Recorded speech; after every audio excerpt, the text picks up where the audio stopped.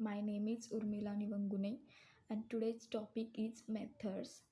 First of all, we will see what is methods and why we need them. Method is a set of instruction grouped together to form or to perform a specific task, or it is a block of code. Then why we need methods? Methods are used to achieve reusability feature, which is the important feature of Java.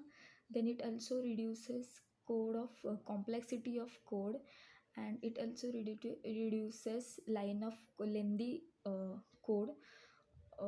By using methods we can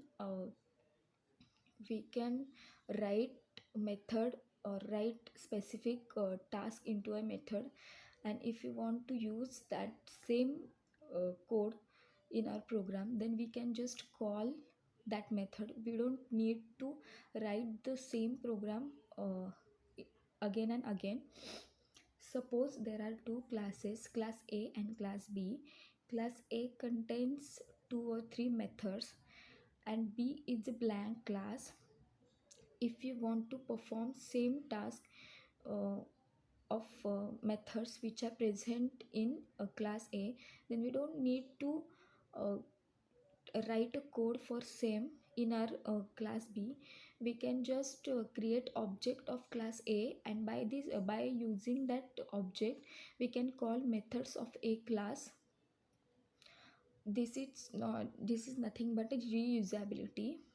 The structure of declaring method is access specifier, then after access specifier return type, and after that main method's name, and in bracket or in parenthesis arguments, and then again in curly braces body of method. There are total four return types or access specifiers, that is public, private, protected and default. When we declare a method as a public, then that method can be accessed inside the class, outside the class, outside the package also. That means from everywhere we can access that method. When we return a method as a private, then no one can access the method from outside the class. That method is accessible only for that class.